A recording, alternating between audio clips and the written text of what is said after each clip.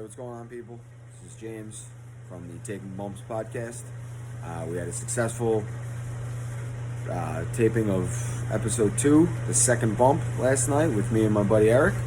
I'm posting this video right now, which is going to be a quick AEW review and recap, that kind of thing. It was a great episode last night. And prior to putting this one up, I have a video for Eric's introduction, so you'll get to see his lovely face as well. He's got a nice little intro coming, so hopefully, just stick with the channel. I promise things are gonna get more organized. I promise we're gonna have better technical stuff and everything. And if anybody wants to work with the channel, please reach out to us. Our email is takingbumpspod@gmail.com for anyone who wants to reach out. We also have a Twitter, which is @bumpstaking, BUMPSTAKING on Twitter, and our Instagram is @taking_bumps_podcast. So you can find us at all three of those locations. And let's talk a little AEW. AEW was really good last night. Oh, let me just get my notes. It was a really good episode. Not as good as the Saturday episode from a couple days ago, but I mean, it's AEW. It's never bad, is it? So it started with Jericho coming out, and there were fans. I mean, not a lot of fans, like 15%, but still, it felt really, really awesome hearing fans singing Fozzy, and for a good reason this time. I'm stealing a Russell Talk joke there. But yeah, it felt awesome. I have it written down here. It brought a little tear to my eye just hearing other people sing that song. It made me want to sing it out loud. Electric start to the show as far as I'm concerned. And then we kicked things off right away with the tag gauntlet.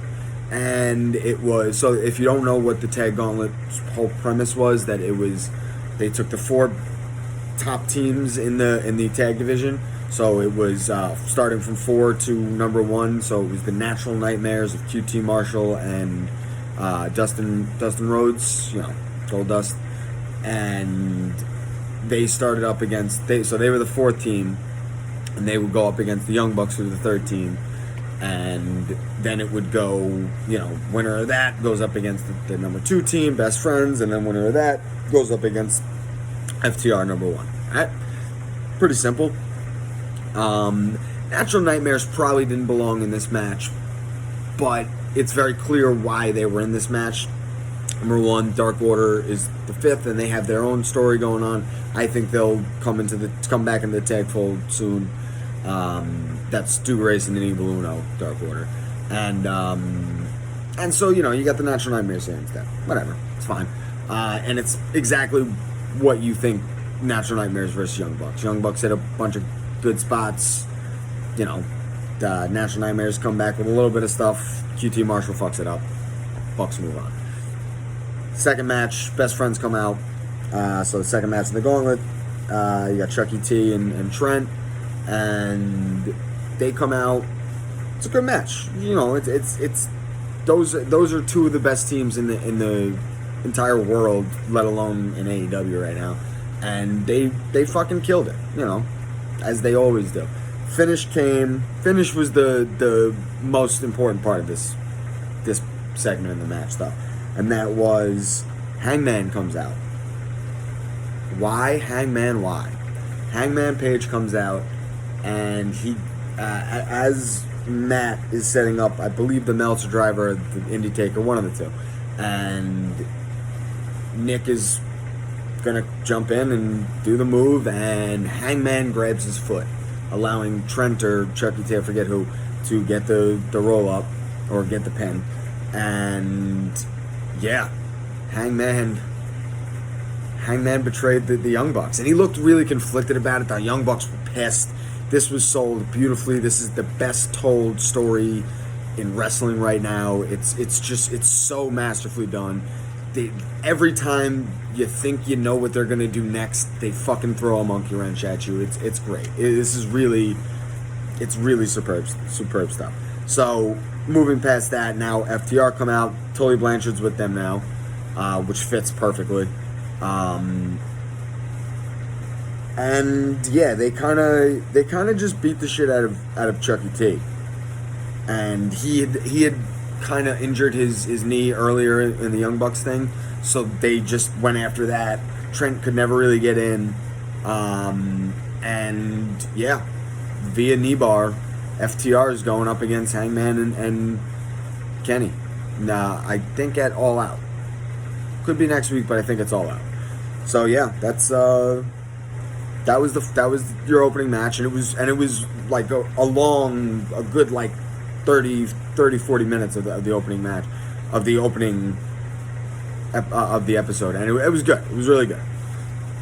So next we have Darby Allin as an absolute effing psycho, just jumping off bridges. No regard for his own safety, it seems. I love Darby Allin so much. I love him so much. Lance Archer is gonna he's gonna be in the Battle Royal. By the way, they're gonna do a Casino Battle Royal. Darby Allin's gonna be in it. Lance Archer is also. He's coming out for a squash match with Sean Maluda. If you don't know who Sean Maluda was, he was in NXT for a while. I think he's part of the Samoan Dynasty. I think they said he was Alpha's nephew or something. I forget, but he's definitely got ties to all that. And yeah, he was a jobber in NXT, and it seems like he's a jobber in AEW still. So, you know, Lance Archer looks like an absolute psychopath. So next we have basically an angle to set up the Battle Royal, and that was Archer and Jake the Snake are still in the ring after the match. And, you know, Jake the Snake does his usual promo work and says Archer's going to win the Battle Royal. And then the Team Taz, the FTW guys, they come out. Brian Cage and Ricky, Absolute Ricky Starks, they are also joining it, and one of them is going to win according to Taz. And then Darby Allin comes out, and Darby Allin just beats the shit out of Ricky Starks. It was really cool. It was a good angle. It was a fine angle. You know, there's nothing wrong with it. Moving on, we had MJF and Mox. Yes, segment of the night, in my opinion. With the exception of maybe the Young Bucks stuff, but in terms of full on, this was like one full long segment. It was a long segment. MJF comes out. He's got a neck brace on. He's got a walker. He's flanked by his lawyer and his smiling. You know, the girl he keeps telling to smile, which is just so hilarious. I love it so much. He's the best. He's the absolute best. And you know, he cuts his usual promo. He does his great promo work that he always does, and he tells Mox, you know, you can't beat me without the paradigm shift. And that's the whole point of this contract signing, was that Mox signs this, he can't use the paradigm shift in their match at All Out. And, you know, obviously MJF bringing the thunder, he calls out Renee Young, says tell your hot little wife that you know, call me or something like that. And great, just great promo work. And then Mox comes back as only Mox can, and he says, you know what, like, you think you're taking away my biggest weapon, but what you're making me do is be more creative. And like, that's exactly why the former Dean Ambrose left WWE, because like, they weren't gonna let him tell stories like this, and this is just it was so well done. And he also pulls a fast one here. The lawyer, whoever they hired to play this guy, fantastic job, because this guy really, like, you want to punch him, and you wanted to see Mox put him through a table the whole time in this segment. And then, you know, after Mox signs, him and MJF and the lawyer are celebrating, and they go, Mox goes, I can't believe you guys approved what was on it, page 17. And they're like, wait a second, it was only 16 pages. And the guy, so he had added an extra page, and that is, he gets the lawyer next week on Dynamite. So that's going to be fun. I kind of want to see the lawyer win, just to see what the reaction would be. But you know, Mox is going to beat the shit out of him, and the paradigm shift is legal in that match.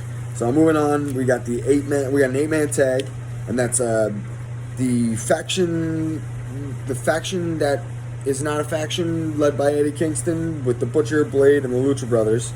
coming down versus, and I wrote this here, Job Squad 2.0, which is Janela, Sonny Kiss, Griff Garrison, or was that Jungle Boy? And who was the last guy? Oh, Pillman Jr. Right. Brian Pillman Jr. They, to be fair, the Job Squad, as I called them, Job Squad 2.0, they actually put in a good showing here. You knew what the result was going to be here because the whole thing was based around the Lucha Brothers coming out and and this new faction and Eddie Kingston being involved, and I'm very intrigued in that. I love Eddie Kingston. I didn't know a lot about him before he debuted a couple weeks ago on Dynamite, and I love him now. He's easily become one of my favorite things on Dynamite. And Bronx, what up, baby? I'm from Manhattan, but you get the point. New York City, baby. So yeah, we're gonna move on from there. After that match, what I was gonna say was, commentary did a very good job of putting over all the guys on the Job Squad team, including Brian Pillman Jr., which it's clear to me that means they see something in the future for that kid, and I do too. I think he's good, and I think he'll be very good. A couple more segments here. Dark Order comes out. Oh, after that, by the way, Eddie Kingston said all 5 of them are in the Battle Royal, and all 5 of them are going to win the Battle Royal. So, I don't know. Right now, there's 9 people winning this Battle Royal, so, or at least 8. So, Dark Order comes out now. They have a coffin. They're all, it's just the Dark Order members right now. Brody Lee is not out there, and the female's not out there. She will be in a minute, though. Dark Rider out with the coffin. They open it up. 10 is in the coffin. He's got some sort of, I don't know. They had like a Nightmare Family flag or like a sweatshirt or something they put in the coffin. Evil Uno starts cutting a promo. Brody Lee comes out. He's with Anna Jay. And he says that, she's a full member now. And basically that, like, no one's going to get a shot at the TNT title. That whatchamacallit's over. The thing with Cody was doing. The open challenge, that's over. And whatchamacallit. And, like, no more indie jobbers, blah, blah, blah, blah, blah. He basically cut a Vince McMahon promo. The character he's been playing. It's been great. And then Scorpio Sky comes out. Matt Cardona comes out. Oh, Dustin comes out first. QT after him. Scorpio, then Matt Cardona. And yeah, so we're going to get an 8-man next week, I believe. Also, possibly the segment of the night now. So between this and the Mox thing, these are the 2 best moments of the night, in my opinion. Hangman at the bar. Hangman's at the bar. Young Bucks come in, and they're mad. They're mad, and rightfully. And Matt cuts one of the best promos he's cut in his entire career, and that's saying something because the man is a promo machine. And he just basically comes out there saying, like, you got in your own way. You always thought that, you weren't good enough, but you were good enough. Like, you just proved that, like, you weren't good enough in your own mind, blah, blah, blah, blah, all that fun stuff. And then, like, holding tears back, they kick him out, and of the Elite, and basically, they say, like, we're done with you. Right? And they go out, slam the door, and there's like a shattered mirror on it, and Hangman sees his reflection in the mirror. It was really, really well done. Honestly, I'm not going to do it justice. Go out and watch the segment. It was beautiful. So then we got Swole versus Rebel, Reba, and Penelope Ford. And we're moving on. Swole wins. Boring segment. Do better by your women, AEW. That's all I'm going to say. Dark Order back out. They're offering Ty Conti a membership into the Dark Order, and it looks like she's going to take it. She hugs Anna Jay. Anna Jay kind of looks at her like, take it. She hugs her, and she takes the folder, and it looks like we're going to get